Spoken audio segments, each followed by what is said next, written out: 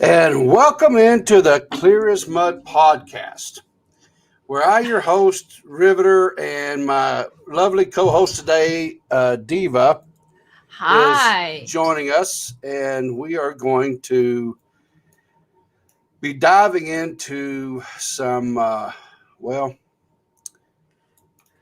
guess we're just going to wade up into it, right? We're going to get into this. What is it you like to call it? The bullshit? Let's get into the bullshit. I need to pull up your chat. I didn't even pull up your chat yet. Are we live? We should be live. Yeah. Yeah, we are live. Okay. And we are live. Okay. I'm excited. Let me boost it on my Discord so like the people can know. But okay. I should have done this beforehand. That's We're here for the bullshit. I'm excited.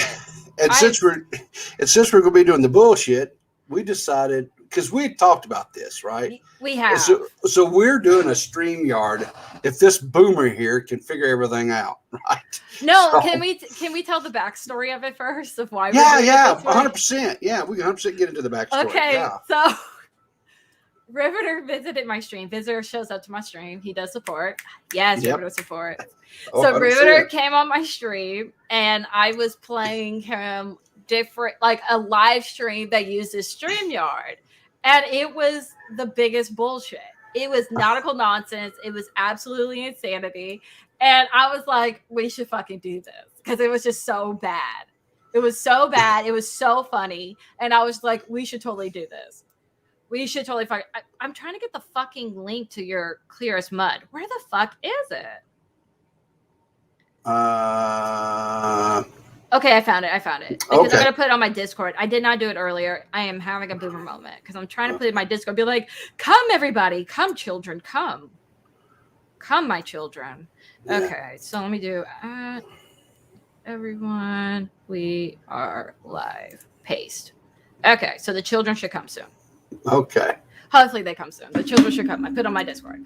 But no, I'm excited for today's show. I'm excited about the topics. I think that you and I have had a very difficult time to keep our opinions on this because the topics are so fucking good and the conversations are very, very interesting. I feel like. Yeah, I mean, this is for those. Okay, we're going to be discussing for the people in the back. For the people in the back, as Diva likes to say. For the people in the back. We're going to be discussing the fact that in a podcast this week that on Tommy C's Shop on the Point stream, they were covering this recent podcast that Ethan Klein had given or was doing. And was by the way, I have not listened to Ethan's side on his little 2 hour. Yeah. Was it like a 2 hour stream of him? Yeah, it's like a 2 hour stream of him mauling. I did not watch that shit. Well, I watched. I hate to admit this, but I watched the biggest majority of it. How was it like?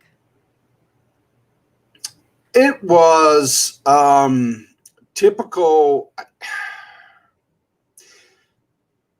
You know, the entire podcast, he's constantly making fun of Keem, and referring, saying, "Oh, look, he's crying to mommy Susan," but he did the same thing though. Well, yeah. See, that's the whole thing, right? And in the podcast, he says, that there's this, that Keem in the Twitter video that has now since been deleted. And I have a copy of it because I was drunk and I was on that bullshit. There you go. And there's several people that's got copies of the it's on YouTube. Right. Yeah, it's everywhere, right? Yeah. In that, he makes a statement that he has all the emails that he sent to YouTube about Ethan's shit, right? Yeah. And he admitted in that video that he has been documenting and emailing to YouTube, which I was surprised that not that many people caught that in that Twitter video. Because I caught that. Well, honestly, I seen the video one time, and I didn't catch it. I caught it, and then it was gone, and so I was like, I didn't think any more of it, and then all of a sudden, boom! Right, it blew up. Right. Yeah. But which he deleted it. Which that's the one lie that I didn't like that he did. He deleted it. I believe the day that Ethan got striked, because up until that point you could watch it. Sure. And then I noticed on that day where Ethan's channel got striked, you couldn't watch it anymore. But because I already had it on my Twitter, I was able to watch the video. But if you never watched it before, you can watch it again, because Twitter's weird about deletions. Is that if you see it before it's deleted, you can still have an opportunity to like screen grab it or whatever for a certain amount of period of time. But if you haven't seen it before they delete it, then you can't see it.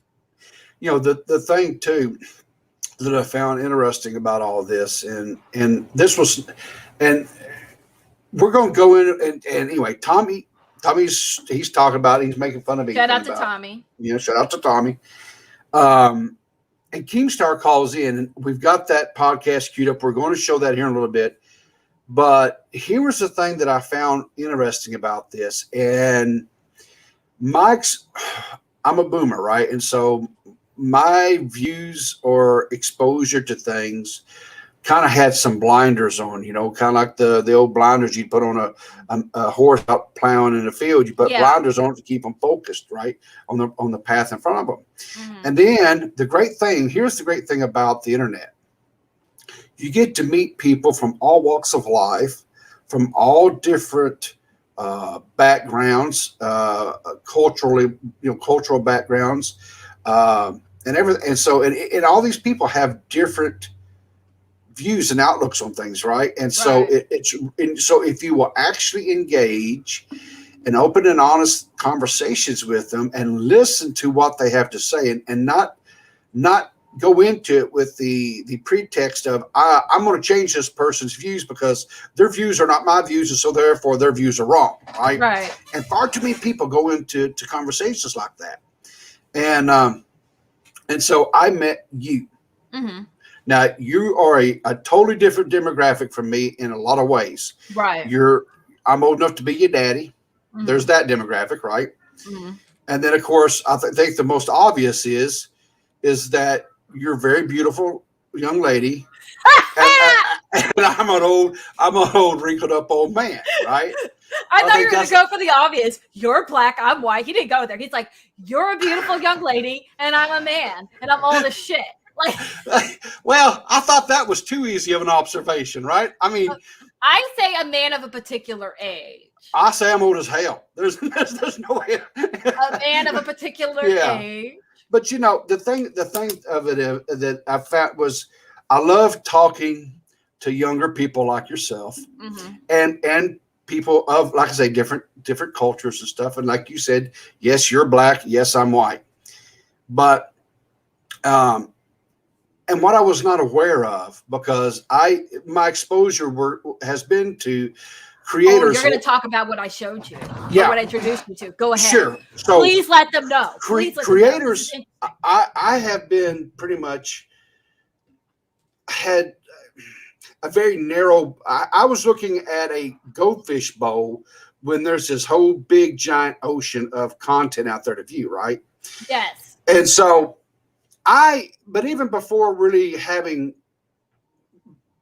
I was watching some creators out there, and I shared them with you recently, mm-hmm. really before you had showed me, but I had not perceived it or looked at it like you had shared, because it's a different mm-hmm. perception, right?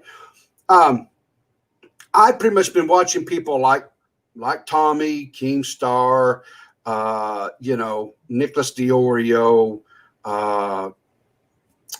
and that whole group that kind of grow together, right? Right. And then I've got like the Leon Lushes and things like that I watch for comical, just entertainment, mm-hmm. stuff. And then I came in your stream that night and I was watching this and I was like, oh shit, this is like a whole new world for me, right? And so I started watching and I started getting into some of these things. Do you mind if I interrupt for a little bit? Go right ahead. People that don't know what he's talking about.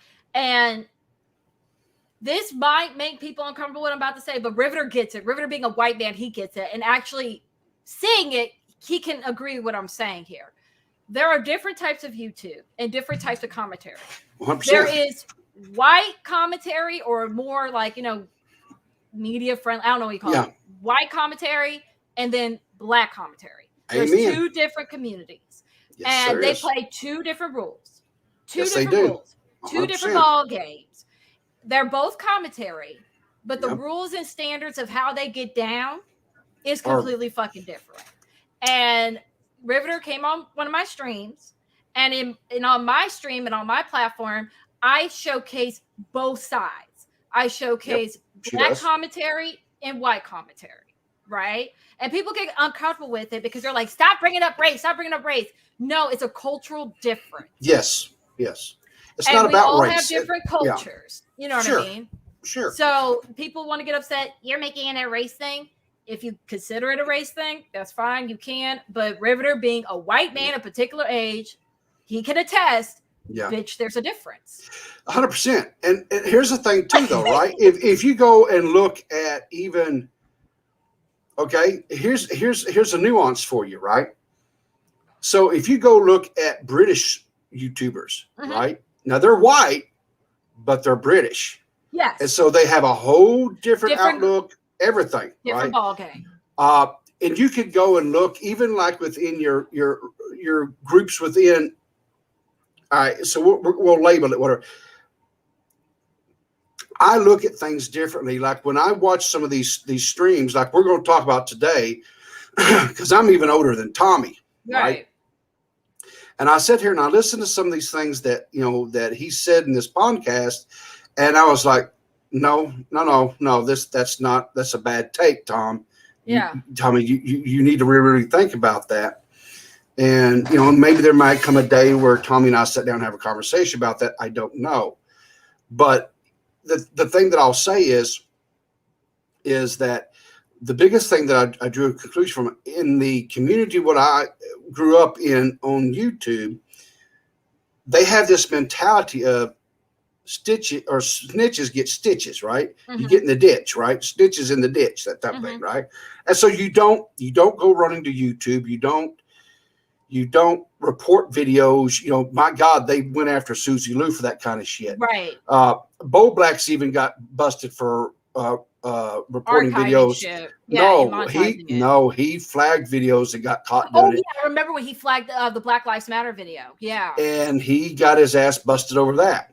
So they have this perception of you do not flag videos, you just make a video counteracting that video, and you present your points, your logic, and the reasons why you did it, the data and stuff to back up your stance, right? But if you go over to the black one community, now that I've been starting to watch a lot of these videos, their mindset is if YouTube, and Diva, you correct me if I'm wrong on this. Yeah. Their mindset is hey, Mrs. Go on, Riveter. Hey, thanks for tuning in, Mrs. If YouTube did not want you to be able to flag videos or report stuff, then they would not have put that in there to be used. It is a tool to be used, right? Okay. And I don't disagree with that. But what I will say is from my personal stance is I would not report a video personally unless that would be my last option. That'd be the nuclear option. There's lots of other things that you can do. And we're going to, and I'll give a reason, because I kind of believe that at times, if you're going to get into, a lot of times with this drama, all these dramas is more or less like a playground fight, right? Right. And so, you get up there and you toe the line and you square off and you have your conversations, you have your shouting matches, whatever you want to call it, you have it with them. But, you don't go running to the teacher just because you got your nose bloodied. Right. Right. You keep that shit to yourself. Exactly. And not all black commentary, but a lot of it, they do not play that game. No, they don't. They don't play that game over there. For example, one big creator, he used to be a radio host back in the early 2000s. Star or Troy Terrain. That's his legal name. Now, Troy Terrain, he does a lot of live streams. If you use his shit, he will flag your motherfucking ass. Yeah. And he will release the flag if you pay him. You have to pay him.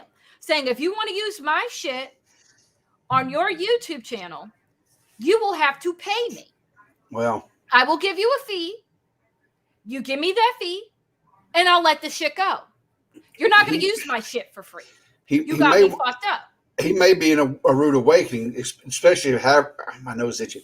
Especially if the content creator that is using his stuff, if they're doing it within fair context, right, fair use, right? But that's what I'm saying. You're going to have to go to court. Don't play, but they're not going to go to court.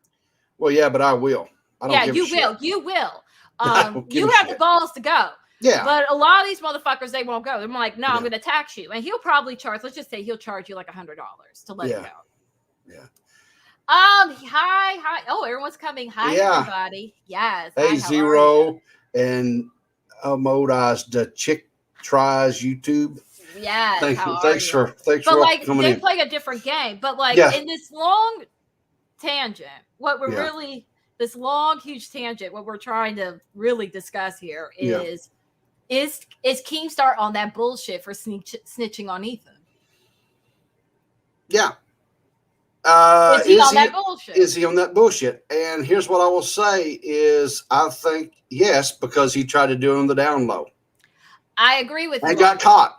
And the bottom line is he got caught. He told on himself. On himself, though. He told on himself. Ethan said, and I'm really surprised that everybody was cool with it. He said in the original YouTube video and Twitter video, and he tagged everybody, but he said it in the original video that I am emailing YouTube. Yeah. And I am sending them links on shit that Ethan's doing. I am sending them links. Now, I had a private conversation with somebody. A private conversation. Yeah. And I was like, and this is before he officially admitted it on the Mom's Basement, which dropped on Wednesday. I had a private conversation with somebody. And I told them, and I'm like, I'm very curious on what's in that email. I am curious if there was a lawyer-written email. I'm curious on that. I am curious because, we all know Keem. Keem has ADD. He can't write. He can't read. He can't do shit. And I'm not trying to disrespect anybody with a learning disability. No. I'm just keeping it real. He cannot write a decent fuck you YouTube letter. He fucking can't. And we know Keem has lawyers on standby. So in my mind, that email was very damning. Also, in my mind, and this is before he revealed it on Wednesday, and I think I said this all on my stream on Monday. In my mind, I felt like possibly in that email, he wasn't just writing for himself; he was writing for other creators. He was representing James Charles and how Ethan was going after James Charles. He was representing David Dobrik, 100%. And Jake Paul. He was speaking for the community because. The one thing that's very confusing to me about this whole situation is for whatever reason, what happened to David Dobrik, that was the last straw for a lot of people when it came to commentary and T channels. For whatever reason, covering that girl being R-word or essayed, right? Yeah. For whatever reason, that rubbed people the wrong way. Yeah. And how David Dobrik had that extreme fall from grace, which I thought was very interesting because I felt like, why didn't y'all have this energy when it came to Shane? Because I feel like with Shane had the most fucked up downfall, in my opinion. That's just my opinion. Now, I'm not trying to defend Shane or anything, but with Shane, up to this point, he got fucked up over making inappropriate jokes. Can we agree on that? It was inappropriate jokes. Yeah. We don't have any evidence of him messaging minors. We don't have any evidence of hurting a minor. No. We have no evidence of that. The only thing we have evidence of is fucked up jokes. That is it. And may I interject? It was old shit from how many years ago past? Also, from 10 years ago.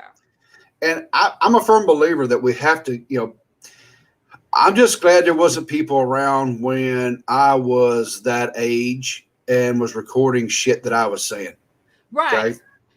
And Shane got fucked up for it. And a lot of people, and I don't know why everyone has amnesia over this, it's very beyond me. What Shane did was miraculous. It was crazy what he did. Yeah. He wasn't into makeup. He created a makeup line. Yep. with Jeffree Star, sold out, had this huge deal with Morphe and with all these other industries, right? And he was a YouTuber, and he did this insane thing and made all this money and made a documentary documenting it. So he made a whole YouTube series promoting a fucking product.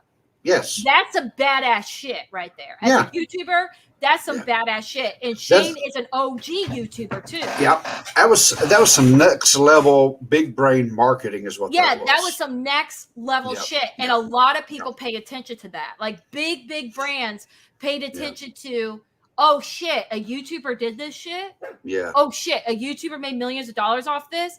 And so for the community, especially like the high end, like the Mr. Beast and everybody, to allow that shit to slide.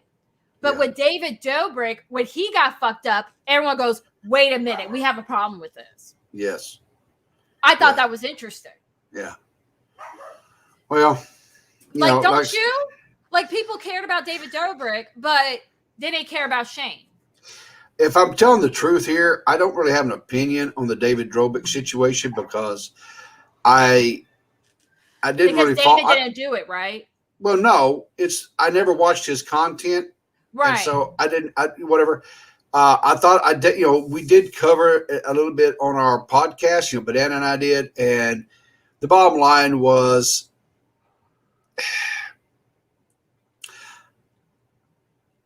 These young ladies didn't deserve to have what happened. If it happened, they didn't deserve what happened to them. Period. Right. To be fair, Riveter. Everybody but Dom is saying that it did happen. Okay. All right. But what I'm saying is, I'll put it this way. Which I think is damning as fuck. Okay. I wasn't there. I wasn't there either. Right. Mm-hmm. If these other people who were there, if they're saying that it happened, then who am I to argue with them? Right. I'm not going to argue with them. I thought that was fucking interesting. Okay. That nobody saved Dom. What I will say this, and this is why I had a long conversation with Banana. I think shortly after that podcast, I was like, we're not covering this shit anymore. And here's why we're not covering this shit. I am sick and tired of, I don't care if it's male making accusations against someone else or if it's females making accusations against someone else. So let me just get that right out in the get-go, okay? I don't give a damn who's originating the accusations, right? If you're going on to YouTube or you're going on to Twitch or you're going on to Instagram or whatever, and you're not going to the police, I'm sorry. You're going to get no sympathy from me. Go to the law enforcement agencies that you need to go to. You report what it is. Let them investigate. Let them deal with it. Now, after all that's said and done. I'm with you on that because I did the same policy. And the reason why I switched gears over the David Dobrik shit was because Dom walked. And the only person that got hurt was everybody but Dom. Yeah, exactly. Everybody got fucked up but Dom. And the story was about Dom. Yeah. Dom did it. These young people. That was my issue. And that's when I stopped. That's when I stopped. Because for that man to be fine after that, for that man to still have viewers, for that man to not be canceled, and David Dobrik got fucked financially, which, by the way, I'm not arguing that there should have been some consequences against David Dobrik. That's not my argument. My argument is why did David Dobrik get fucked up and not Dom? Sure. So to me, it felt like it was a vendetta against David and not truly about what the real issue was, which was Dom. Yeah. So that's why I got out of it. I'm like, I'm not going to talk about shit unless it's legal. Now, I'm currently reading articles, like anything that comes out about the R. Kelly trial right now. Yeah. I'm currently, following that story because it's a trial. Yeah, there's legal. It's legal. So then, yes, if there's charges filed and they investigate and then either they say no charges are going to be filed because there was not enough evidence and it's a he said, she said, or he said, or she said, whatever the situation is, then that's different. Then go to your social media platforms, take it there, whatever, share your story, right? I have no problems there, right? But going there first without ever going to without I'm sorry, everyone. I'm laughing what Mrs. says. Mrs. says, I mean, Jeff got fucked up too, but just in a different way. Yeah. Jeff. I'm not following that, I guess. You don't know what happened to Jeff? You remember he fucked up his eye, right? Oh, yeah. That's the dude that swung around on the landscaper, got or excavator. By the way, I found an old clip of Jeff Wittick. Do you know that Jeff Wittick was on the Bad Girls Club? I don't know what that was. Bad Girls Club was an old show on Oxygen. And it was about following girls in a house that were bad girls. Like they get drunk, have sex, fight, and everything. So it was like a ratchet show. And I was minding my business on YouTube, right? I was minding my business. And I found a recommendation of Jeff Wittick on the Bad Girls Club. And I'm like, that cannot be the Jeff Wittick. So I clicked the video. I swear to fucking God, it was Jeff Wittick. Yeah. I swear to fucking God. I almost pissed my pants. Yeah. Laughing. Yeah. And he is getting cursed the fuck out by this girl. Yeah. I almost pissed my pants. So it was like, it's Jeff Wittick, but it's before all the muscles. I got you. Yeah. It was before all the muscles. Yeah. Like this happened probably in like 2005 or 6. Yeah. Probably back then. But I thought that shit was absolutely funny. But Riveter, do you want to show the Tommy clip? Because I know you have a lot of opinions on it. And then we're going to give the backstory to it. Yeah, so we're going to get this thing pulled up here. We're going to get to the T, you guys. We're going to get to the T. Get to the T now. Yes, here we go. We're going to get to the T. Here we go. Yeah, don't show this shit. You got it. All right. So this is where Keem, and I've got queued up where Keem calls in to Tommy's show, and this was back on the 20th. Now I think Tommy. And the backstory for this is up until this point. For the backstory, Keem already put out the Twitter video saying that he wants YouTube to stick to their rules and to give out a consequence to H3H3 because of his content and the harassment policy. So Keem put that video out. Then allegedly, Ethan got 2 strikes allegedly. They're saying he got 2 strikes, which I talked to someone behind the scenes about this because I was like, how did Keem know that Ethan got 2 strikes? Like, how did he know this? And the person behind the scenes told me is that if you've been on YouTube for a while and you know how YouTube rules work, if you know that 2 videos are gone the way they were gone, then you know that was 2 strikes. If you are into, YouTube like that, because to me, I felt like Keem got insider information to know that he got the 2 strikes, but that's not what happened. It was because if you know YouTube, you know how they work, you know that he got 2 strikes if 2 videos went down. So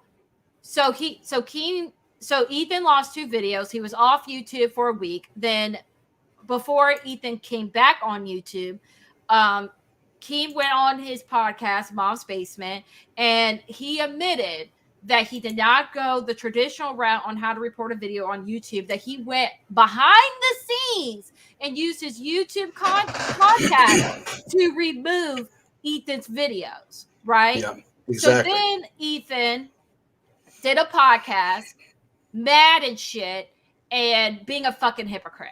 And so now Keem is going on Tommy's show to explain himself. I heard it was 2 strikes, but 1 on each of his channels. Yeah, that's what happened. Yeah. Yeah. So go ahead, Riveter. All right, so we'll pick it right up. What you want, son? Why'd you snitch? All right, so I want to make sure, chat, can you hear that audio? Because this is a whole new format, and I've never used StreamYards before. We're just kind of doing it as a little bit of a goof today because, David, I wanted to. Let me know if you can hear it. Press 1 if you can hear it, chat. Press play again because there might be a delay. Yeah. Chat, press 1 if you can hear it. Did you press play again? No, you didn't. I haven't pressed play yet. But you were able to hear it, though, right, David? Yeah, I was able to hear it. Okay. Chat hasn't responded yet. Well, I'm pretty sure if you heard it, then they were They going to be can able to hear hear it. it. They'll let us know if they can't hear it. All right, here we go. Listen, we got to talk about this snitch shit. All right. All right. I've always done what was best for the fucking community. I know. I agree with that. Okay. We are in a situation where this guy is literally clearly bullying and harassment and like fucking breaking the YouTube's terms of service. I don't care. And he's going after people. And so if somebody responds with the same energy, they get taken down and Ethan doesn't. That's not true. I'm gonna just come out in contrast right now. There's lots of videos that people have made on Ethan and his hypocrisy, and they've never been taken down. That's true. Yeah. The first video that got taken down that was criticism towards Ethan, and it was the Gokunaru video. Yes. And that was after YouTube made more strict rules. And on top of it, it wasn't just his video. Notoriously, there's probably more videos that got taken down. But notoriously, we found out it was the Gokunaru one, and we found out it was Comic Cops one about Leafy. Yeah. So you're exactly right. And the only reason why Gokunaru, I guess it got in front of the right people because at the right of the time. guns. And because he used gun violence. Yeah. Exactly. So to then, be real, that is against the rules. Like, you can't be making 100%. videos. You can't be making 100%. videos shooting people. You know what I mean? Like, that's not. And then, of course, the thing that is Keemstar took the video, Gokunaru's original video, and used plungers. They used plungers instead of they were toy guns or airsoft guns or whatever that was used. Yeah. And they got taken down again, right? And that's what Keem got all upset about, right? Yeah, because he went to his YouTube rep with the plungers, and his YouTube rep apparently saw the whole video. Again, this is all alleged because we weren't part of the conversation. Exactly. Allegedly, Keem showed that video to the YouTube rep. I'm going to be honest with you. Yeah. I highly doubt the YouTube rep watched the whole 2 hours because I think the video was like 2 hours long. Yeah, it was Am really I wrong? long video. I think it was like 2 hours long. Or it's a long video, that's for sure. It was a very long video. 100%. Yeah. And I saw the video when it first came. It wasn't when it first came out. It was probably like 3 months old when I saw the video. Yeah. But allegedly, the YouTube rep saw the video, and the YouTube rep said it was fine. Again, this is all alleged. And YouTube said, no, it wasn't because it was plungers. Yeah. And you're still calling to violence against a person, which we can agree to disagree if using plungers is a violent form, but it is what it is. And then I know the Quartering re-uploaded the video without that violence, and it went through. And several other people re-upload the video without the violence part, and it went through. Yeah. So again, we can agree to disagree if it was because of the violent part, but that's why it got taken down. But anyway, I don't want to sit and play the links. I'll always provide links to videos, anything that we use. I'm not going to play all of Tommy's interview here with Keem, and he actually even did he did a premiere where it's just the Keemstar interview. And it's like 17 minutes long or something. Yeah, I watched that one. The thing that I want to, and this kind of goes back to what we were talking about. They're giving Keem a pass on this. They don't care. They don't care that he did this. They understand that he, quote, did it for the better of YouTube, whatever. I disagree. I think the more that here's the equivalency to me is this. You have these two giant juggernauts, that being Ethan Klein and Keemstar. And they're fighting.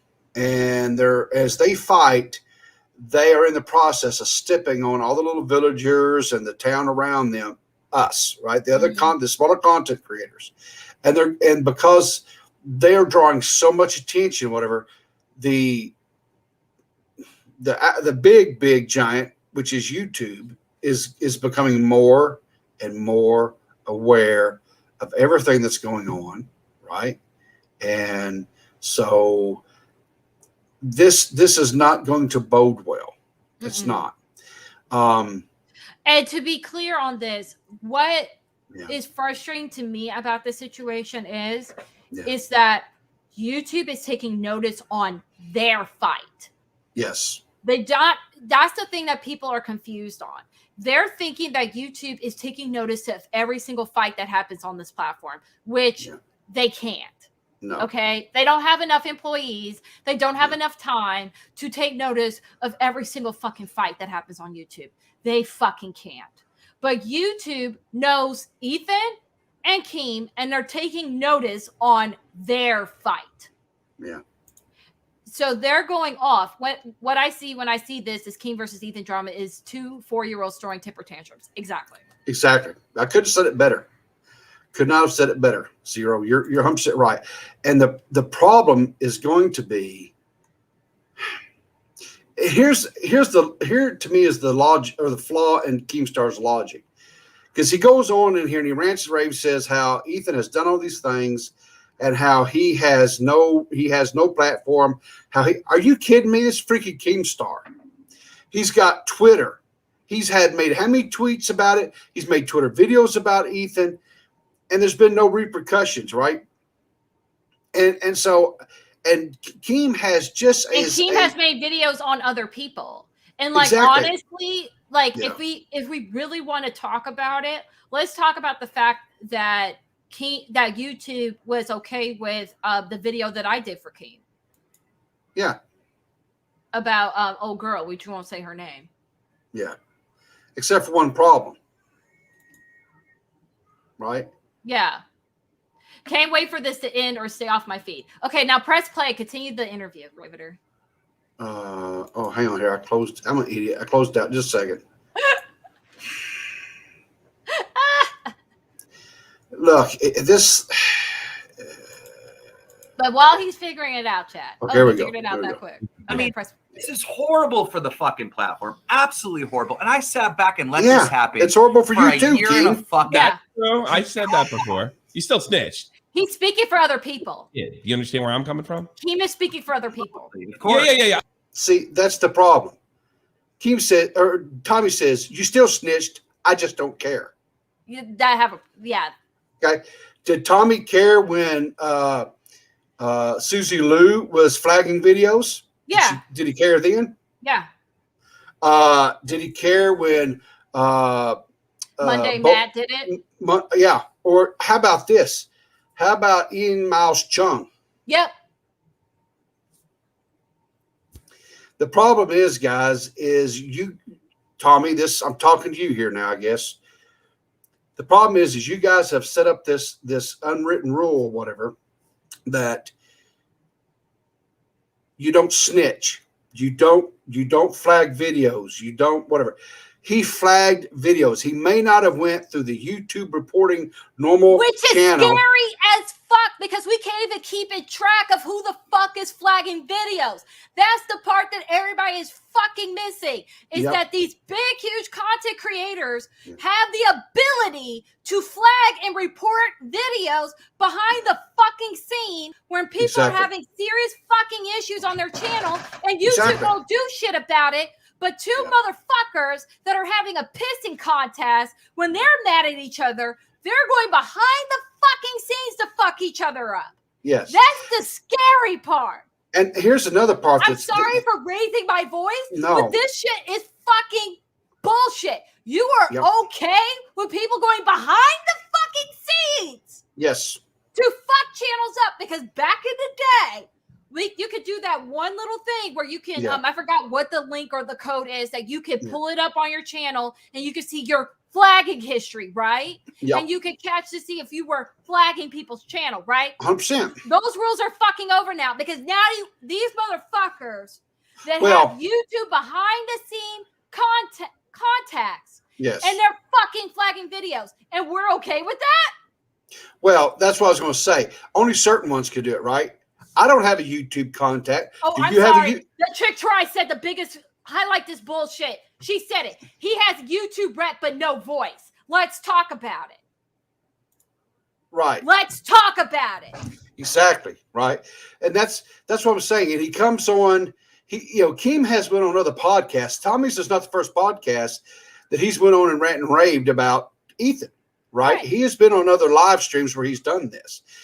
Keem has had a voice, and not only that, we know that he's going behind the scenes, like Diva just, I'm not going to try to use that big word. Yeah, but here's my point, right? Diva, do you have a YouTube content? You're a bigger streamer than I am.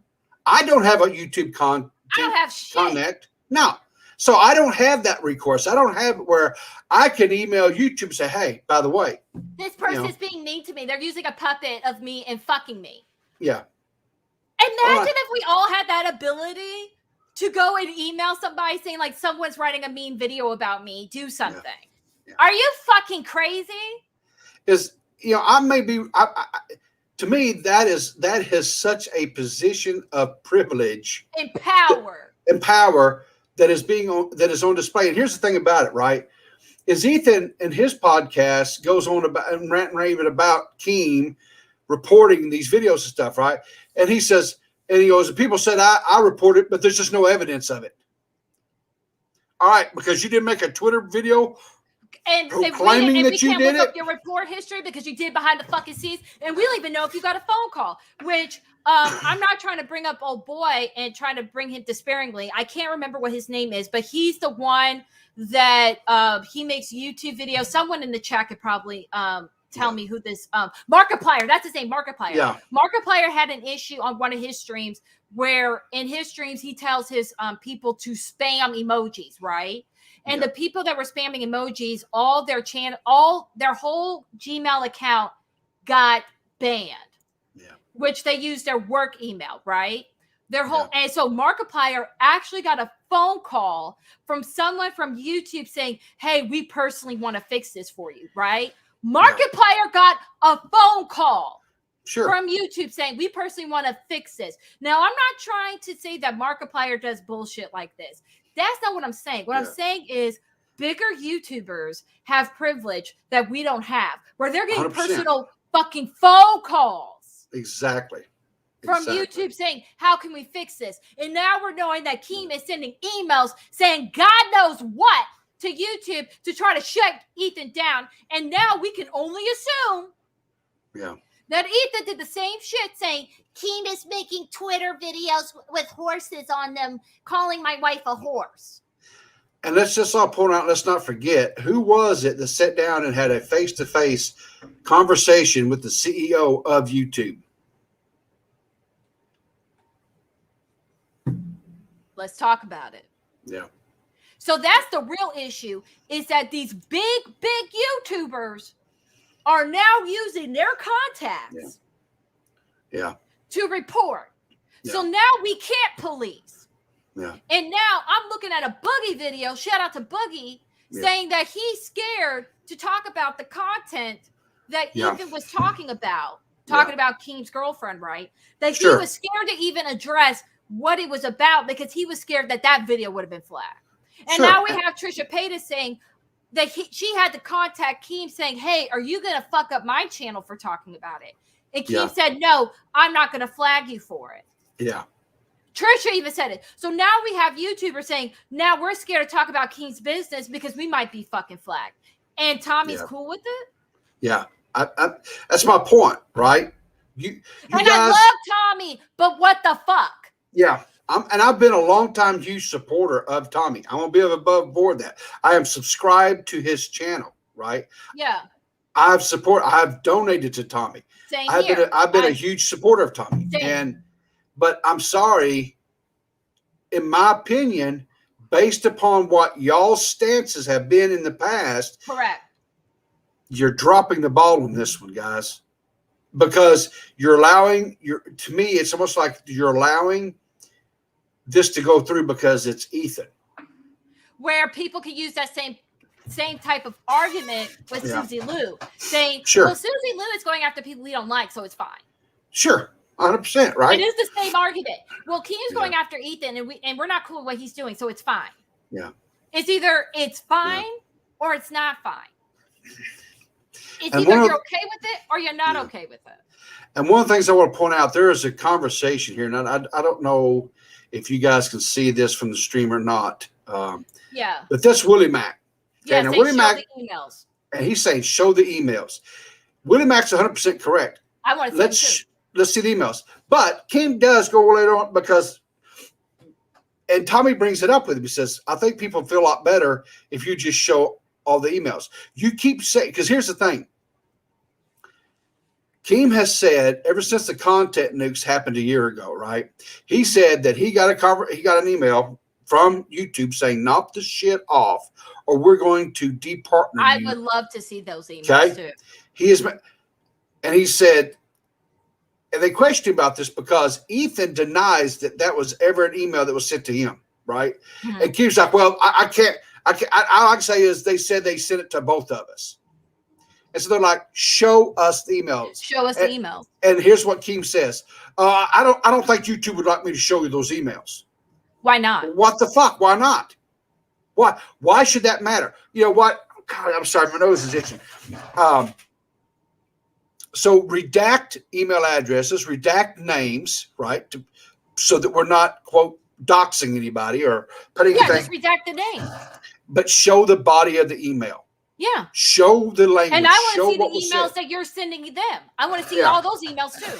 Because just like I come said, clean. I was right on one part. I was right so far on one part that Keem was sending emails and he did report it. I was right on that. I called that on Monday. Wednesday, he confirmed it, that I was 100% right on that. I also want to know if I'm right, if it was a lawyer letter. I want to know if a lawyer wrote those letters. That's what I want to know. I want to know if a lawyer's like, you, in my opinion, this is my opinion, and there is no backing on it. In my opinion, there was an email that a lawyer wrote saying that you had it that my client was kicked out of the YouTube partnership program for 2 weeks. You did that to my client, and you gave my client a warning, making it so that he was not part of the partnership program for 2 weeks. That hurt him financially, right? Yes. For 2 weeks. And now we have another person that my client was fighting with, and he is able to do content. And per your terms of service and per your rules, this person is breaking the rules. And if you don't do it, if you don't do something, we're going to do X, Y, and Z. I want to know if email was like that was sent. I want to know. Yeah, I think that's a legit, because here's the thing too, guys. I'm not saying that happened. I'm just curious. Yeah. And I don't know, because the majority of the viewers today are from your stream stuff, and I don't know if they're aware of this or not, because this is kind of into. But when the whole thing started happening with Susie Lou on Augie's channel, they got her on there and got her to show her flagging history, and it was so damning what they saw, right? And they really came after her and started chastising her because of all these flags and stuff that she had done, right? And they've used that, right? They've used that against Susie Lee repeatedly, right? Augie, Nicholas DiOrio, the crew, right? The crew, fine, the crew. Then here's my question, right?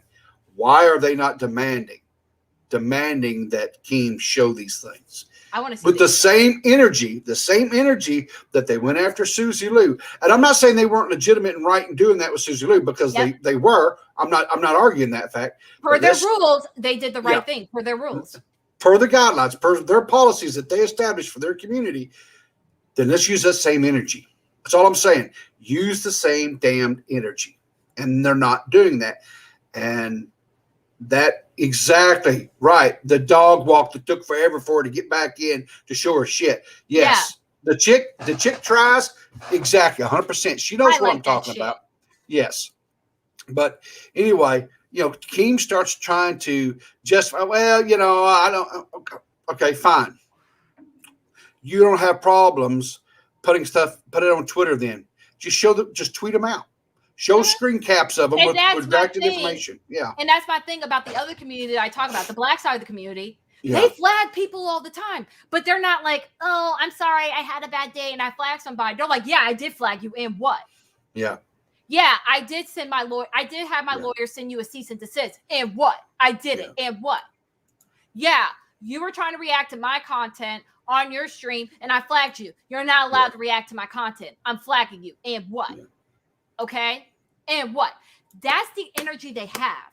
And that's why there's not a problem within that community. And that's why people are not canceling each other within that community, because they have that same energy. Now, Riveter is about to really go on that bullshit. Pull up that Instagram. Be on the bullshit. So we're going to get into this. Okay. So we've had the whole thing go on. Ethan's whined and made his podcast. Keemstar came on, did his podcast. But now Ethan has done another podcast, but this time he's brought his mom. He's brought his mom on, right? Which I put my foot up that ass the other day. I think I put my foot up that ass on Monday. I think I sure did. Our new hero here, Def Noodles, Dennis, tweets out. I'm telling you, I'm fucking with this Dennis. I'm telling y'all, I'm fucking with this Dennis. I'm going to say I have a little bit more respect for Dennis now. I'm not exactly drinking the Kool-Aid yet. I'm not either. I took a sip. Of the Kool-Aid. Yeah, but I'm a little bit more. He's face off, and he's being more real. He's being more true, and that aspect I appreciate, and I'll give him props for on that. But anyway, he puts out some screen caps that he did, and let's talk about the whole thing about how Ethan put out this tweet where he's talking about where. And then Donna's chirping, which on my stream I didn't show her at, but Riveter's on that bullshit, and he's. I don't care. He's on that bullshit, and he's going to. Yeah. I spared her on that. I gave her that much fucking spare. Why did I spare her? Yeah. She's a public figure. I spared her on the sense of I really don't know if the families thing is legit. I don't know if this podcast is legit. But people are saying that it is legit and that she's trying to be a public figure and stuff like that. But I did not spare her with my words. That's what I didn't do. Well, I went the fuck in, but I did not show her ad.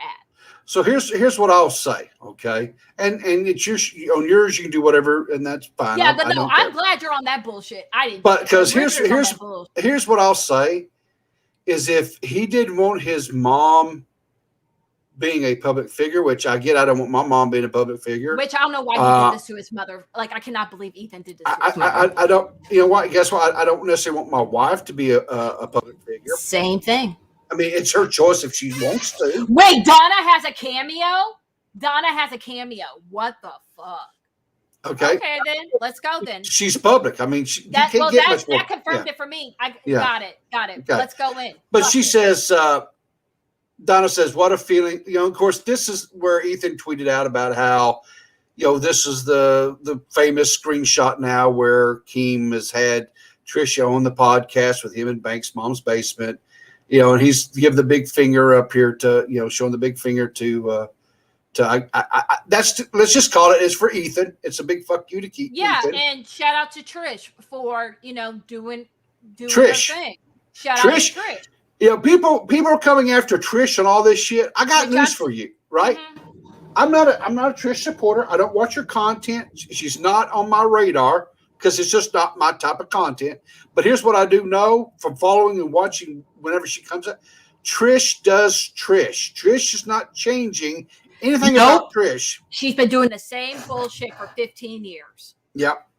So, I don't, you know what? She found her niche. She's found her marketing. She's doing it. So guess what? Do you. I could care less. Someone told me a long time ago, they said, you know what, Riv? I said, no, what?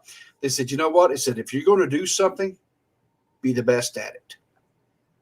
Period. And she's doing the damn thing. She is doing this is the thing that people don't understand. Her YouTube channel, and she knows it, and she has said it herself. So this is not me reading her or coming for her. Yeah. She says her YouTube channel is pretty much dead. Yeah. It's dead. She is not, it's going to be hard for her to ever go viral again. It's dead. Yeah. So her bread and butter is OnlyFans. And literally she's on a podcast tour because say what you want about Trish, but Trish is a business woman. Sure. She is a business woman. Yeah. And she knows right now doing collabs on YouTube is not going to bring her money. No. Doing collabs on podcasts is where the money's at. So she did one with Tana, and she wanted to get on Mom's Basement. Keem gave her the finger, saying, "Bitch, you ain't coming on my shit. Fuck you, bitch. You ain't coming on here." And Trish stirred some shit up. And guess what the fuck happened? She got on the podcast. Keem says, "Come on, if we're going to sit here and diss on Ethan, come on, because I'm all about that life, right? As long as you're." And Tommy brought up a good point that Ethan did the same thing regarding Leafy. Sure. He did the same thing. Ethan was beefing with Leafy.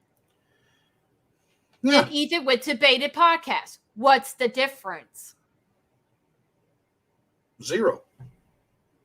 And now I have his bitch ass mother jumping in the shit that she has nothing to do with. With Ethan, how embarrassing is this? That you're involving your whole motherfucking family tree on some beef that you have with a fucking gnome.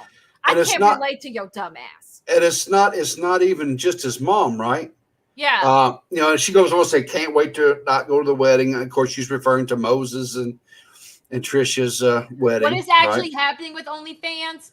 The Trick Try said, it's such a gray area because I did find a screenshot that's saying that they're targeting sexual assault and R words and S trafficking and really bad graphic stuff that involves in that industry and not just the regular shit like the fetishes.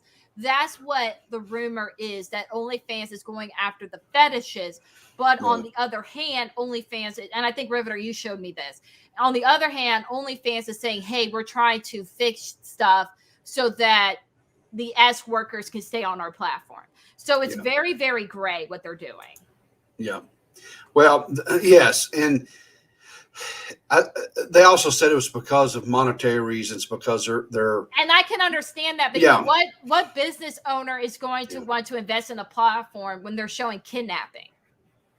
Well, and which is a fetish. Kidnapping is because the thing of it is you got the credit card companies are saying, hey, we're not going to allow these types of transactions because it's I guess. How do you know that it's simulated versus real, right? And that's what it all boils down to. Is it just simulated, S&M type stuff, or is it real? Is it real? And that's what they're wanting them to get clarification on. But now, this next stuff that we're fixing to discuss, right? Can you show what Ethan's mom actually said to Trish? Can you show that bullshit? Because you showed it to me. Yeah, and we're fixing. I'm pulling it up right now. This I can't believe. So this Josh Bowblacks, the guy that's famous for reading tweets, as he says, he tweeted this out today. He says, in the latest episode of Family's podcast, Ethan's mom, Donna, reveals that what she texted to Moses about Trisha during their frenemies breakup. And here's what he said, or what he's referencing. He goes, Moses, if your sister Helia has a miscarriage because of this stress, I will hold you and Trish responsible. Stop this nonsense. Enough. So she is the worst type of mother-in-law. She's that type of mother-in-law that I'm talking about that I can't stand. Now, someone that just went through a divorce. Yeah. My former mother-in-law wasn't that bad. Yeah. But she was bad. But she wasn't that bad. And I'm going to say why she possibly wasn't that bad with me, because I blocked her number. So I couldn't even get text messages like that if she wanted to. Sure. But she was blocked. I'm going to go ahead and play the audio on this. And can you open the video too? Yeah, I'm going to play the video just so that you guys can hear. Josh is not making this shit up. She flat out says bitch. Yeah. Oh, I can't hear it. Open the video because I think the video's muted. Yeah, go to the right. Yeah, go to the right. You see it's expanded. Okay, and then check your volume and see if your volume's up because I can't hear it. Oh, okay. I think I know what the problem is. Hang on a second. Because it was the way I had it shared out. So let me do it this way. Because I was sharing the whole. I think because the way this stuff works, if I share the window and not just the actual tab, it won't let me. Yeah, here we go. And it didn't have the option last time to do the audio. So let me do it this way now. So Okay. let's see if it does it. Let's see. And when you Yeah, I have can hear it. twins, Okay. possibly All right. triplets, you have to be really careful. What You a know, bitch. I mean, I've lost a pregnancy, Right. and What a it can be bitch. The first really 3 months heartbreaking. is like dicey, and that very dicey. the further you get along, the less likely miscarriages. But in the Right. first 3 months, miscarriage can be extremely What a common. It can be, bitch. Yeah. it can be Yeah. very common. And when you're Yeah. trying to get pregnant for a very long time, it can be Scary. heart wrenching. Yeah. It was So Trisha just kept on going on and on and on with some of the things that she was saying. What a I bitch. didn't understand. Well, to be your team, Ethan, obviously. Your team, Ethan and Hila. So I you know, know, Trisha but would still, say- she said some things that were just. And your I'm son sorry. didn't? And your son didn't, bitch? And your Yeah. son didn't? And your son didn't? Your Well- broken condom son didn't? You know, Your broken condom, plan B failing ass son didn't? you know, Your birth control failed son didn't? Because you took the pill at 12:01 instead of 12 o'clock? Son didn't? Okay, bitch. damn, Diva Because just you going took all the up in pill there. at 12:01 instead of at 12 o'clock. We got this son of a bitch here. Did it? So we're just going to allow somebody to talk all their shit and we can't defend? Because I got a feeling about your family. Your family's very one-sided. But y'all can say and do whatever the fuck Yep. you want. Yep. And we can never defend ourselves. Okay, bitch. With your fucking butterflies that you got from Marshalls. Get the fuck out of here. Your Joe Ass looking ass. Shut the fuck up. Yeah. Now, okay, so to give the devil his due, what they're saying, you know, is true in the first early stages of pregnancy. Any undue stress, there's so many things that can come into play that can cause a miscarriage, and I don't refute anything that they're saying there. I don't either, but then to blame it on Trish. Well, you know, the thing of it is it takes two. It to does tango. take two. Takes two to, and you're 100% right, Diva. Her son, the little spastic dweeb that he is, Broken condom. was right in there, you know, giving shit just as well as he was receiving it. Period. 3 sperm tail receiving egg ass. I'm pretty sure that sperm had 3 tails, not 1, when that egg got conceived. And the thing too to remember is you know, Ethan has a very nefarious past that he doesn't like to dwell upon, and you know, he has a habit. You know, he just spent the better part of a year with Tricia on the podcast, the Frenemies Can I podcast. interrupt one thing? Yes, ma'am. Yes, when ma'am. When Hila was trying to get pregnant, he had Hila on the show talking about SA and R and stuff. Isn't that stress to the baby? I would think so. Isn't that stress to the baby? I would think so. Yeah. Because the uterus is so fucking sensitive that we can't talk about any drama or any stress. Then why the fuck was she on the platform? Not on the first pregnancy and on this pregnancy, she's on the platform. So if we're so concerned about miscarriages, shouldn't she be locked in a hole and having like soundproof and only playing the sound of music? Yeah. If we're so concerned. Yeah, I think that you know, we also have to remember, listen, women are very strong and resilient people, right? Right. They're not these little dainty hothouse, you know, flowers that were just wilt because they've got some, you know, but yeah, stress is, but the question is was Hila really in that stress? Was she? No, she's not. To put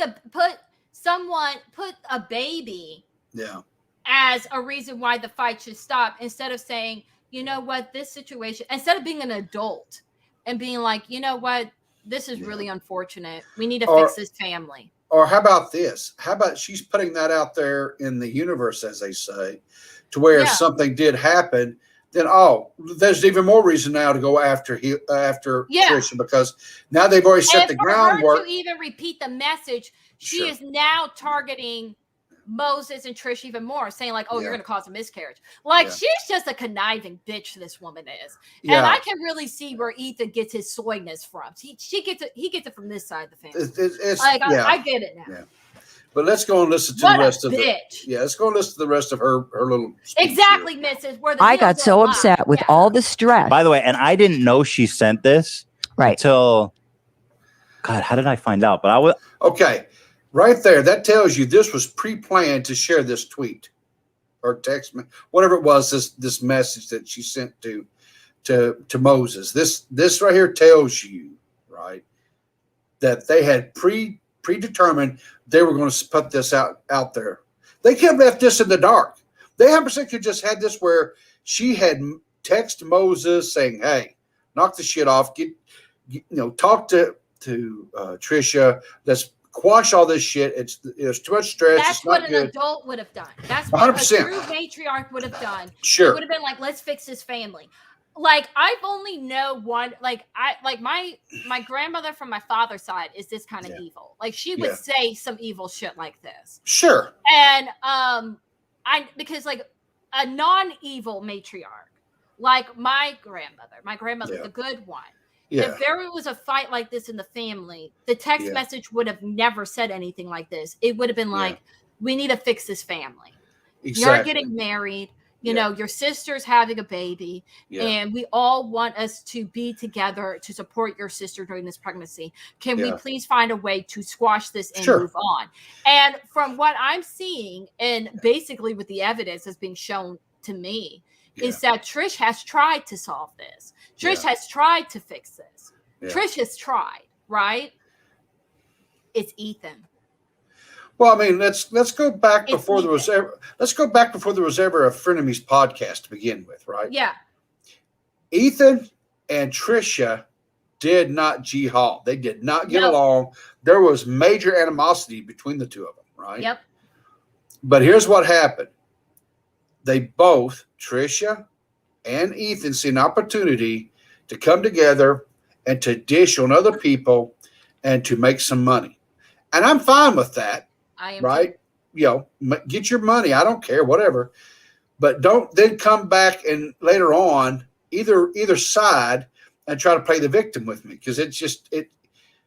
You two are two peas in a pod, in my opinion. You're cut from the same cloth. She's cutting off the crust on the sandwiches for her golden boy in that fit. Well, yes, exactly. Yeah, I don't disagree with that statement either.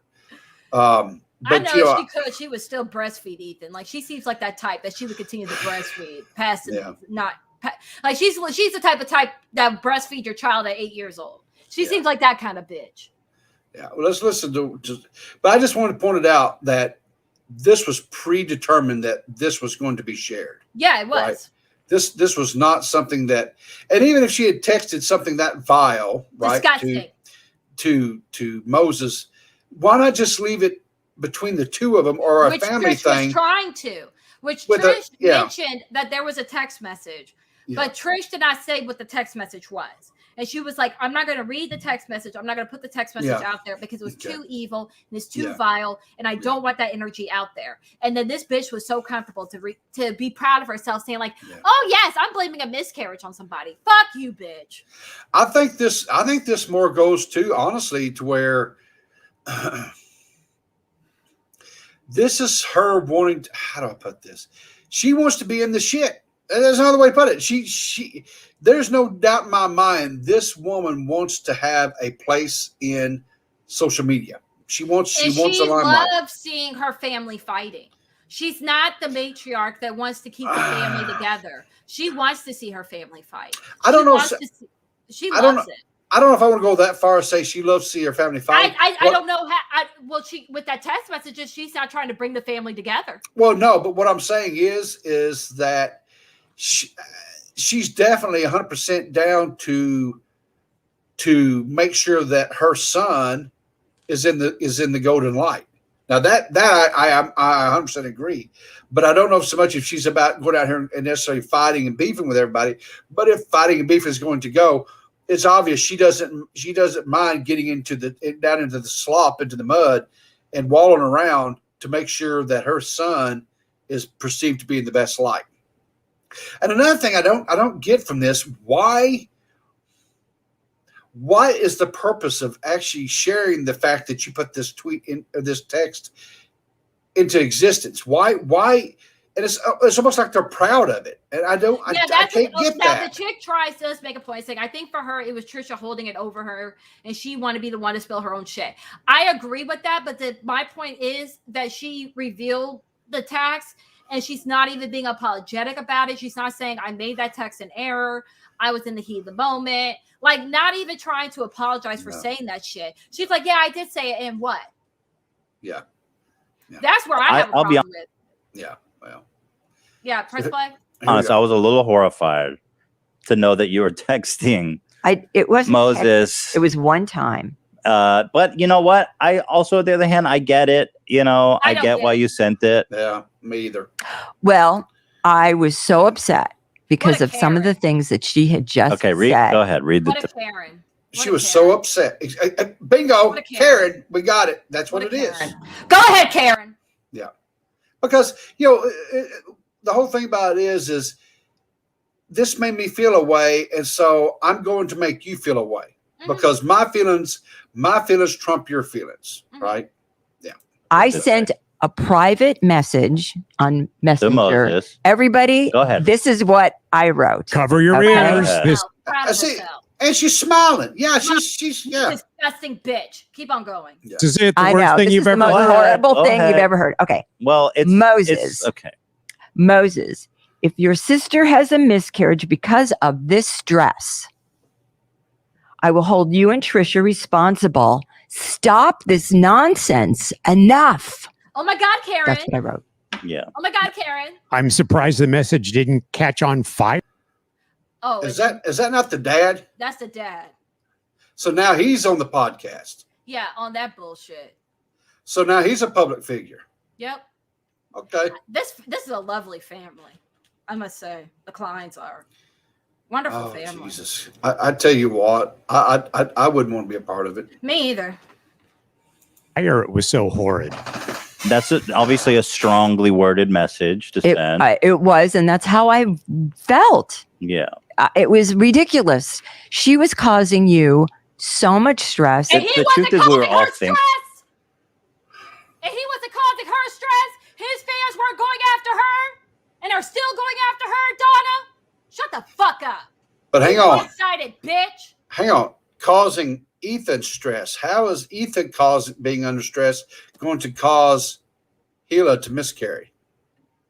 You hear that? You hear that? How is Keemstar a message now, bitch?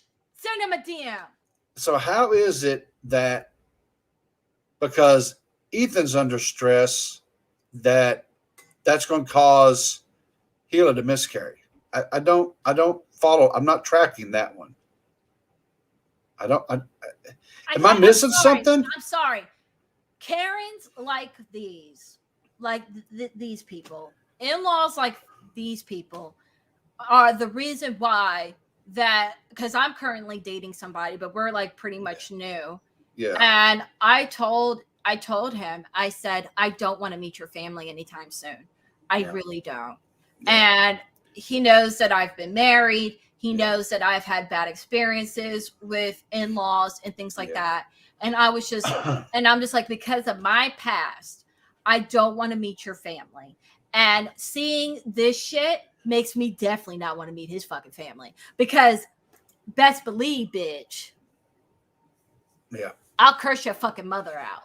Yeah. Fuck out of here. Ethan getting sued by Triller, fighting Keem. But it's on Trisha and Moses. Got it.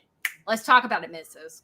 Exactly. She nailed it. 100% nailed it. I mean, so, I don't know.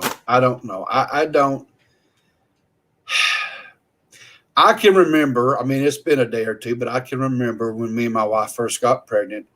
It was stressful. The whole experience was stressful. It was stressful. But your wife was resilient, right? Because she saw some fragile woman. Well, yeah. By the way, there were people pregnant during World War II, jackasses.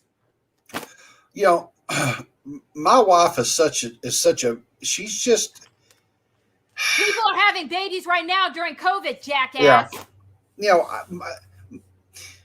my wife is probably one of the most strongest people that I've ever known. I mean, what I saw her go through and what happened to her, because I'm not going to get into all that's too much personal stuff, but I want to just say I damn near passed out. I'm not going to even lie. I'm not going to front. I damn near passed out, and I wasn't none of this shit going on to me.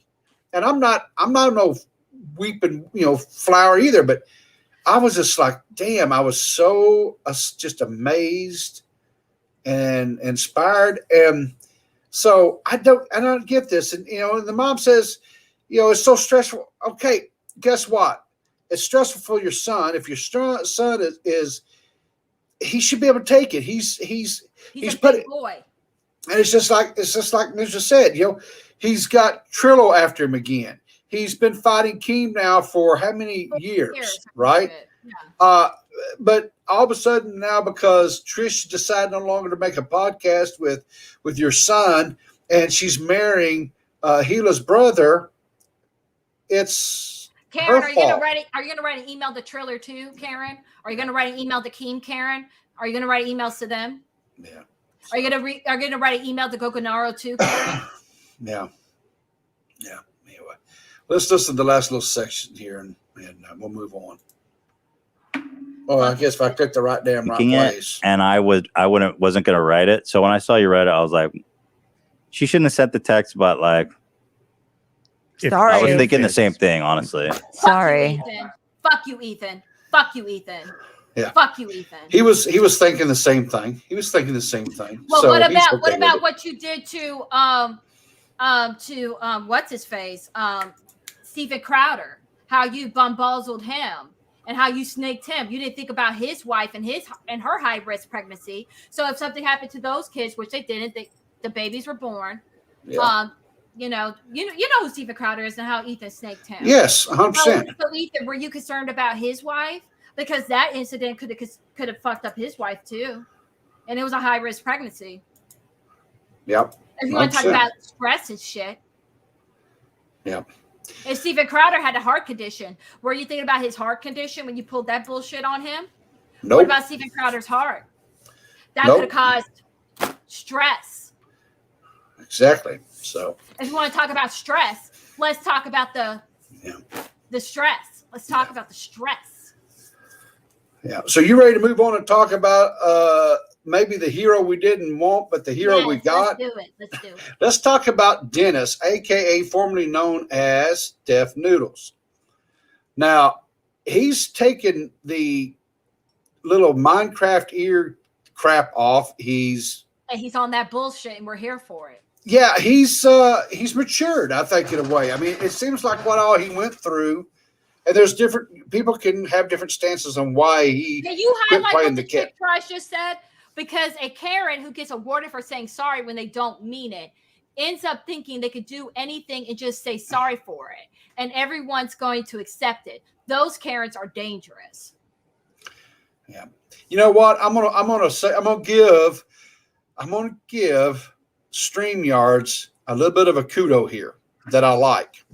I like that you can do that right there, that you could highlight a comment and it pops it up on the stream. I like that. And you know what?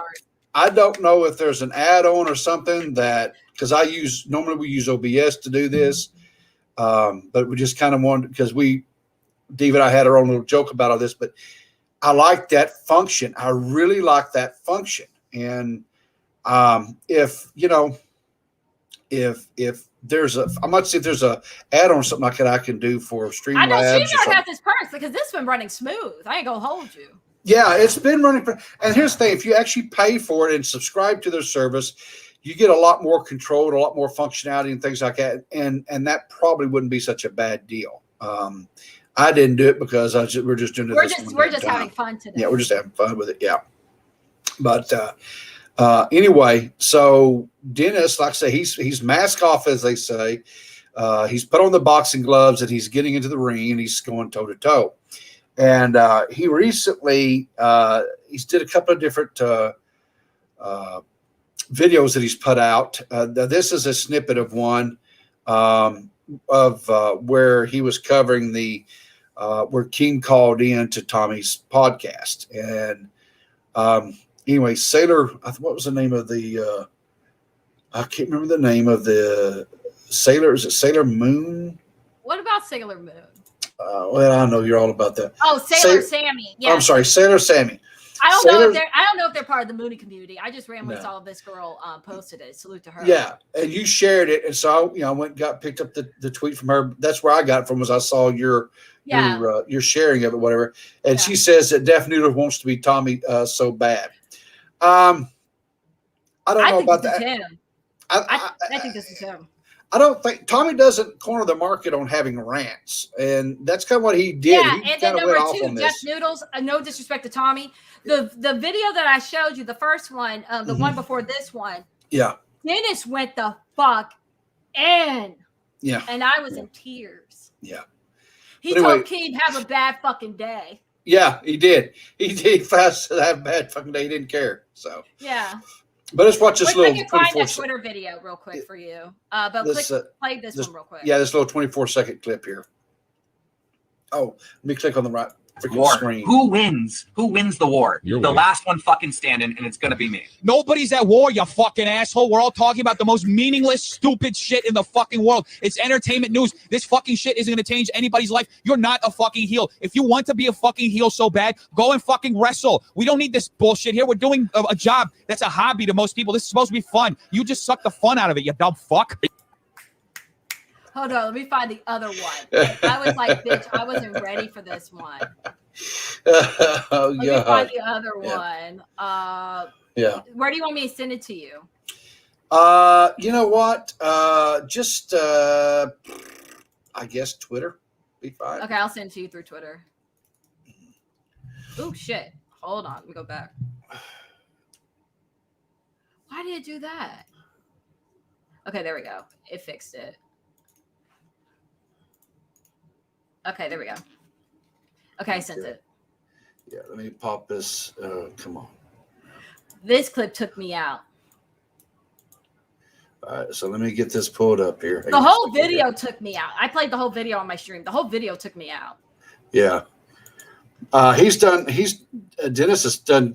He's doing God's work. I'm for it. He's done a couple of different. Hang on here. I did it wrong. Hang on, guys. I forgot to tell it to include the sound. That's annoying as all get out.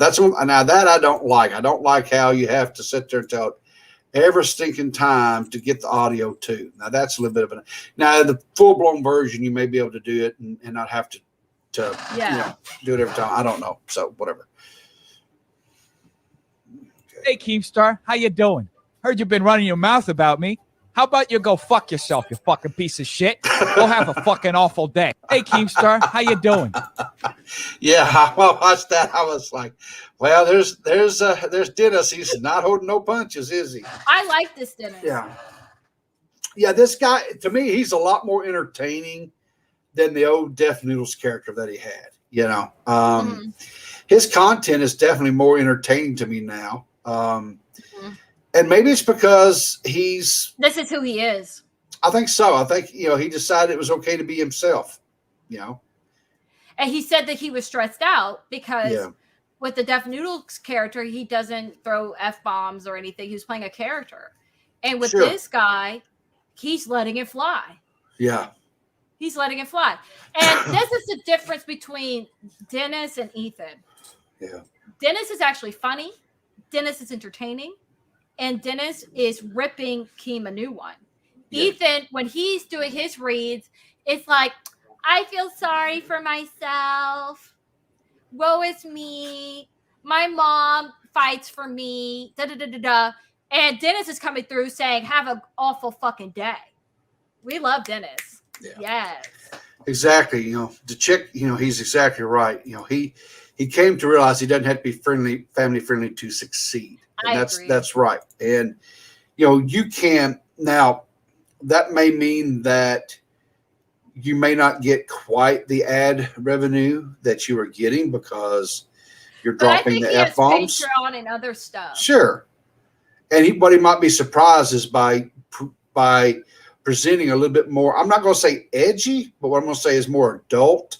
Like you're conversing and you're talking like an adult. Mm-hmm. You may actually get a bigger following.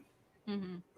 So you could potentially actually make more money just because of that. So, but anyway, so guys, don't sleep on Dennis. I will talk to this Dennis. And I was like, when he did the first video, I was telling, my viewers, I was like, I'm not going to try to tell y'all to like him. I'm not trying to change your minds about him. If y'all hate him, do your thing. I will not disrupt your hate train. But I felt like when I saw the first video, I was like, I like this guy. Yeah. This guy. The thing for me is it wasn't never ever a matter of me liking or disliking him. It was the fact that when all the stuff was popping off earlier this year, he got some stories that was inaccurate. And he owns up to it in the first video. He owned up to it. But yes, he does. And he put on his big boy pants and he swallowed that bitter pill, right? Where I feel like he didn't do that with Augie or with anybody else, because I still think he was like in between playing the character. Yeah. But I feel like now he's being open and honest. Yeah. And what I'll say is as long as Dennis, and here's where you have to be. I guess this is kind of why I like doing a podcast like I do, where it's just once a week and covering this stuff. And by the time it gets to me, some of these things have been covered, and in some cases, maybe even quote talked to death.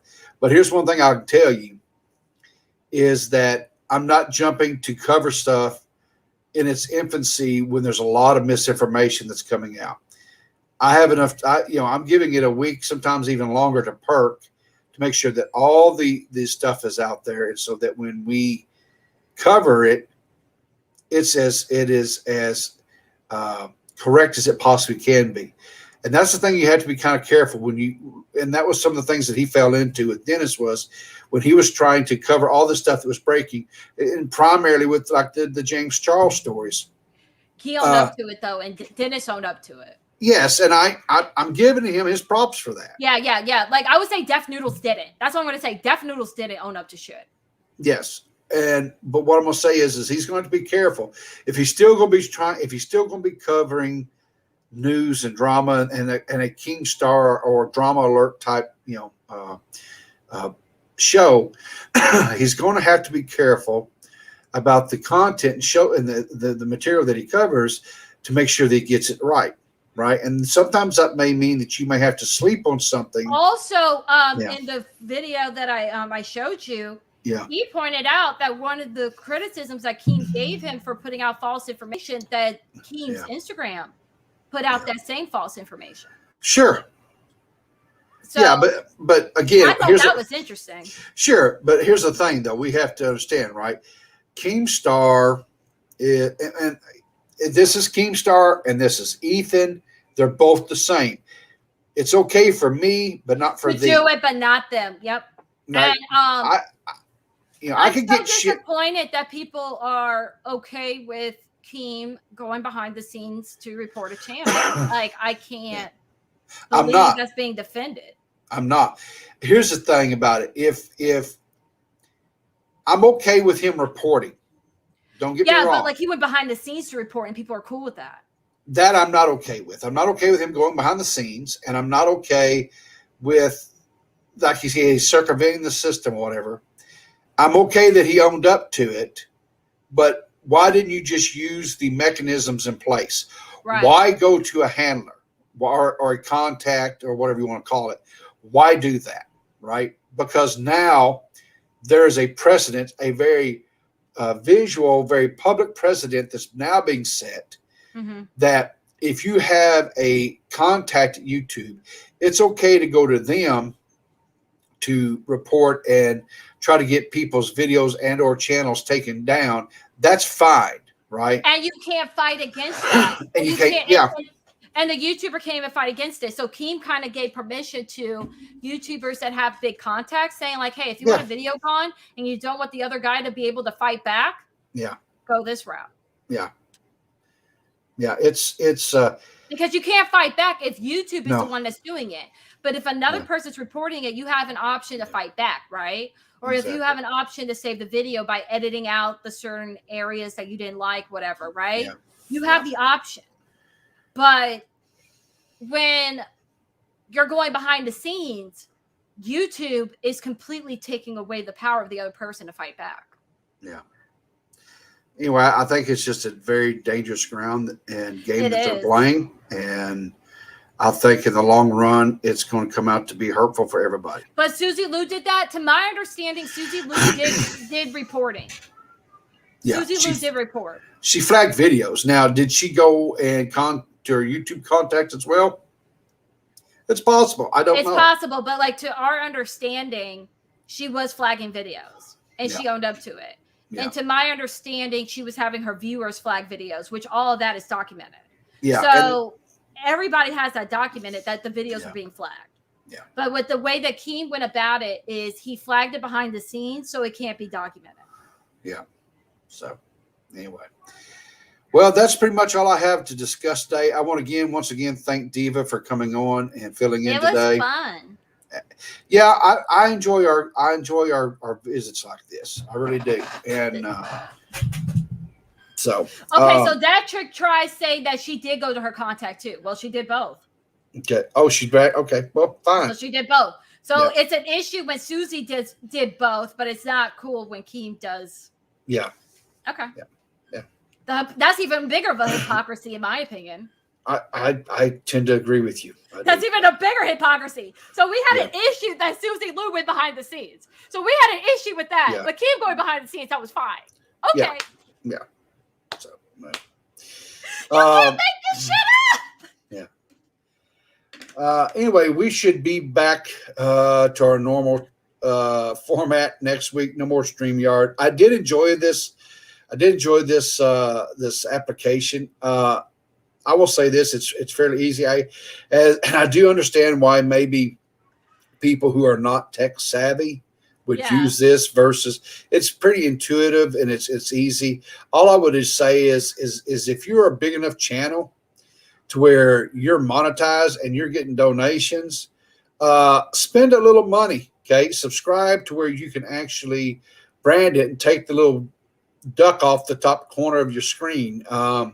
You could actually put overlays where you can actually have your regular overlay like you would normally have for like if you're using. Like if I knew about this back in the day, because I started streaming in 2018, like I'm about to have my 3-year anniversary next month of me streaming. I think thank you. Like I think I started streaming on I think it was like September 9th. That's when that was my first stream, but I have to go look it up. So like I've been doing it seriously, being a content creator. It'll be 3 years next month, which I'm like, really, I think it's amazing that I've been doing this for 3 years. Still not at 1,000 followers though on Twitch, but bitch, we're not at 0. No, I'm at 700. You'll get there. Something, yeah. You're too dynamic, not this to. year, I think every single year that I do this, it's been crazier and crazier. I think year 2, that's when I did the Tipster podcast that did not last long. And then year 3, during the year 3, I did the content for Keems. So it's been really crazy. Yeah. Every year that I do this, I'm doing something more and more and more insane. You're growing, you're getting bigger, you're getting more, I found you over this last year. So, it's interesting how people found me. I do have viewers that are part of the Sailor Moon community, and apparently there were people that were Sailor Moon fans that saw Keems, the drama alert on Twitter. And they saw all my Sailor Moon shit. And so they alerted the other Sailor Moon fans. And I'm like, oh my God, it's a Moonie. So that's how I got some Sailor Moon fans to watch my content. It's really funny. I think the very first video I ever uploaded to YouTube on my personal channel goes back to like 2016, something like that. Thank you, the Trick Choice. Thank you. Yeah. So, but anyway, I agree with the chick. I like the customization of OBS as well. I do too, but like it was nerve wracking starting my first stream on OBS. Like it was nerve wracking. Yeah. And then I eventually went to slobs. Yeah. Do you have a stream deck? No, I invested so much in my PC upgrades, which thank you to my subscribers and my supporters. So I'm slowly paying that off. But like that's the one thing about the quartering. He helped me pay off like a lot of my shit. Yeah. So say what you want about the man, but you know what? Say what you want. He did not know that I was going to do the video that I did about that girl. Sure. And I took a shot at quartering in that video. So it's not like I didn't take a shot at him. I definitely did. And I got money for it. So. Yeah. Well, I mean, if it's a legitimate criticism, what is, I don't necessarily consider that a shot. That just says, hey, check your stuff a little bit here. You know what I'm saying? So I'm waiting and hoping that one of these days that I get big enough that someone does a video on me and points out all my, because I've got enough.